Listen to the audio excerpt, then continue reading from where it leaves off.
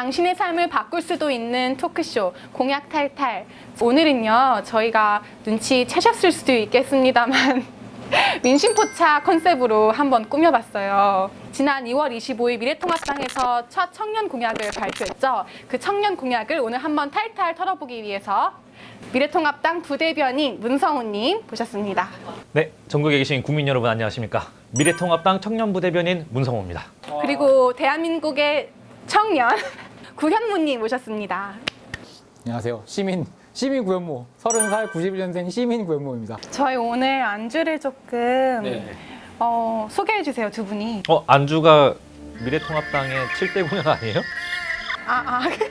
이런 썩은 멘트 이거 재밌어. 바꿔야 됩니다, 여러분. 재밌어 하시는데요? 제가 소개해드리도록 하겠습니다. 네. 여기 사장님께서 손수 직접 잡으셔가지고 뜨신 광어회. 갑오징어가 있으니까 편하게 드시면서. 이런 진수성찬을 이렇게. 반갑습니다. 반갑습니다.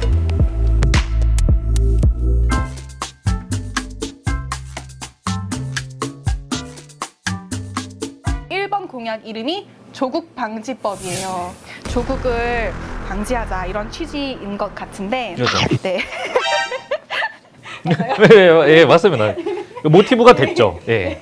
첫 줄이 이렇게 시작해요. 문재인 정권은 조국 사태를 뻔뻔하게 두둔하여 공정 가치에 목마른 청년의 가슴에 비수를 꽂았음.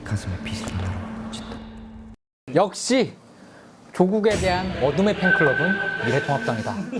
어느덧 조국을 까먹고 있어. 내 머릿속에 이제 코로나, 마스크, 1,500원, 막 우체국 이런 얘기가 오고 있는데 이거 보도자료 보자마자 맞다 이거. 맞다 무슨 개보린처럼 거의 무슨 맞다 조국 막 이런 느낌으로 가가지고 이 비수 꽂힌 청년들을 어떻게 지켜줄 것인가에 대해서 통합당이 내놓은 해법은 정시 모집을 50% 이상으로 늘리자. 또 이제 지원 서류 원본을 전자문서로 영구 보관하는 방법도 같이 이제 함께 제시를. 없는 친구들도 공부 열심히 하고 능력이 있으면은 자기가 원하는 대학도 가고 네네. 만들자는 건데 이걸 정시로 한다는 게 과연 가능할까? 정시로 이제 대학을 간 분들이 상대적 국가장학금 받는 비율이 덜했고 수시와 학종이 좀 많았어요.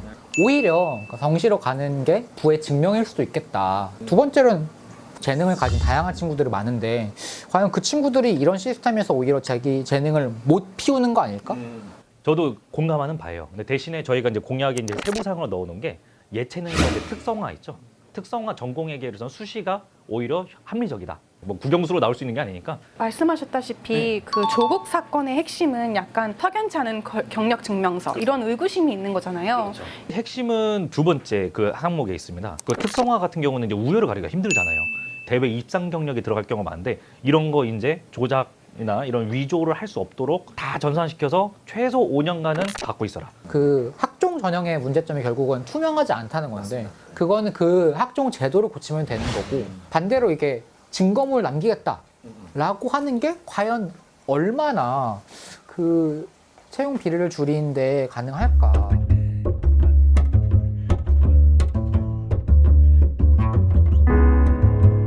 두 번째 공약은 채용 청탁이랑 고용 세습의 뿌리를 뽑겠다 이런 취지를 가지고 있는데 채용을 감시하는 감시감독 기구를 당과 21대 국회에 동시에 구성을 하겠다. 근데 뭐 기구 이런 거 사실 여태까지 못해서 안 한 거 아니잖아요. 이게 뭐 얼마만큼 실효성이 있을지에 대한 의문은 계속 있는 것 같아요. 우리나라가 특히 위원회가 굉장히 많아요. 위원회는 쭉 있는데 활동을 잘 안 해요. 사실 위원회는 좀 많이 가지치기를 해야 되는 건 사실이긴 합니다. 이 상황에서 네.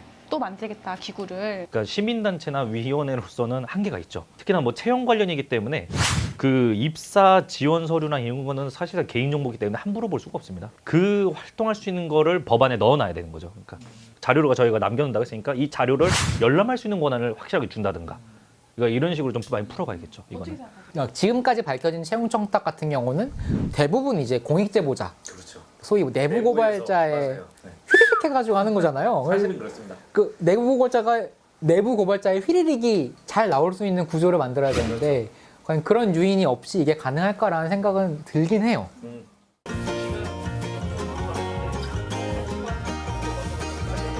세 번째 번째 공약은 일자리 공약인데요. 문재인 정부의 최저임금 제도와 경직적인 근로시간으로 양질의 일자리를 창출하는 데 어려움이 있으니까 최저임금 제도를 개편하고 그다음에 유연 근로제를 확대하자. 최저임금을 업종별, 규모별로 다르게 나누어서 적용을 하겠다. 그래서 대변인님, 네. 낮은 최저임금을 받아도 되는 업종은 뭐가 있을까요? 그 뜻이 아니에요. 네. 자영업이나 소상공인 이런 분들 한두 분이서 이제 운영하시는 거 이런 쪽은 좀 낮춰줄 필요는 있죠. 보통 최저임금은 역사적으로는 이제 경제 정책이 아니라 사회 정책이었잖아요. 그렇죠. 야, 본드로 나무 붙일 수 있지? 자, 그럼 본드로 살을 붙여볼까? 뼈를 붙여볼까? 약간 이런 느낌이에요. 최저임금이 급격하게 오르면서 자유한국당 시절에 이제 저희가 조사를 딱 할 때 소상공인들을 일단 위주로 했어요. 대부분이 직원을 잘랐다.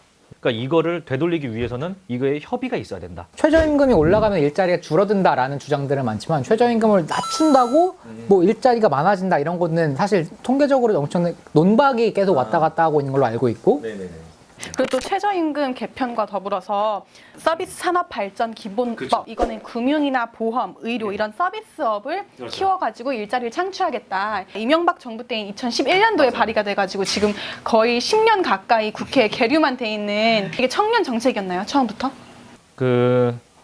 이제 술잔이 있지 않습니까? 술잔에 이제 술을 따르려면 뚜껑을 먼저 따야 되잖아요. 뚜껑이 있는 상태에서 이렇게 할 수는 없지 않습니까? 그러니까 이 먼저 뚜껑을 따줘야 하는 게 저는 이걸 골자로 본 거죠. 그러니까 무조건적으로 술잔을 따르려고 한 게 아니라 일단 뚜껑이 우리가 있다는 거를 인지하고 그 뚜껑을 따는 작업을 하려고 한 겁니다. 비유로 하자면. 결국 그 기업 소득 주도인 거잖아요. 그런 저는 그 용어가 약간은 좀 위험한 용어라고 생각해요. 아, 위험한. 그러면은 뭐 이런 졸렬한 반응. 자기네들은 첫 번째 공약 조국 방지법 이렇게 강렬한 프레임을 갖추면서 기업만 살리자는 걸로 오해를 할 수가 있으니까 그 말은. 이 졸렬한 프레임이 역사에 남았습니다. 5년 동안 박제해 주십시오. 서비스업 발전 기본법을 뭐 해가지고 뭘 하겠다. 여러분 주장이 깔끔하면은 제목도 깔끔하게 나옵니다. 서비스업 발전 기본법을 나려 살리겠다. 이거 무슨 말이냐? 아무도 이해 못해요. 왜 이해 못하게 만드느냐? 내용이 없기 때문입니다. 왜 내용이 없느냐? 비전이 없기 때문이죠. 지금 이제 음식을 하나 더 시켰거든요. 음식을 주신다고 해요. 최원정 아나운서가 늘 막 음식 주세요 막 이러거든요. 사장님, 저희 빨리 음식 저희 다음 안주 빨리 다음 메뉴 시켜야 되는데. 찍죠. 예, 찍죠. 예, 남십시오. 5년 예. 동안. 찍죠. 네. 음식 입장합니다. 와!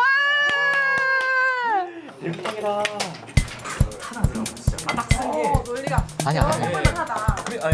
저희는 이제 네 번째 공약으로 한번 넘어가 볼게요. 네 번째 공약은 청년 벤처 생태계를 활성화시키겠다. 그래서 또 나옵니다. 청년 스타트업 지원 공제회랑 창업 재도전 지원 위원회 또 만듭니다. 이 위원회 공화국에서 어떻게 된 건가요? 일단 공제회 같은 경우는 위원회가 아니라 국가기구. 지금 스타트업 지원을 하고 있죠. 하고 있긴 한데 아쉬운 게 뭐냐면 롱런을 시켜야 되는데 운영하다가 이제 쓰러지는 친구들 많고 한데 문제는 쓰러지는 것도 쓰러지는데 쓰러지면 복구가 안 돼요. 스타트업 종사자들의 건강관리, 근로상담, 복지, 노후 지원이라고 되어 있는데 그러니까요. 이게 롱런할 같은 수- 맥락인 거예요? 그죠. 그러니까 운영하는 데에서 여러 가지 문제가 있을 수 있잖아요. 통합당 일자리 공약의 주인공이 청년 대체 누구인가라는 생각이 들더라고요. 스타트업 대부분 네트워크도 있고 벤처 캐피탈은 또 네트워크가 더 중요해서 창업자의 이력 같은 걸 보면 전부 다 화려한 분들이 되게 많아요. 이거는 한국 정당의 다 문제점인데 그리는 청년들의 고졸 없고 지방대가 또 없어요. 이런 친구들의 과연 일자리에 얼마나 긍정적 영향을 줄까? 혹시 그거에 대한 생각은 또 있을까? 그러니까 저희 논점은 그렇습니다. 그러니까 저소득층 이런 분들을 많이 도와주려면 일단 우선적으로 일할 수 있는 공간이 만들어져 있는데 이걸 저희는 기업이라고 말을 하고 싶은 거고. 그러다 보니까 오해 사는 거는 제대로. 근데요, 대변인님 45세가 청년인가요? 청년은 아니죠. 황교안 대표님이 오셔야 돼요. 네? 말단, 주니어 불러가지고 짬처리 시키고 이러면 안 된다니까요? 짬소리 아니에요. 짬소리 아니에요.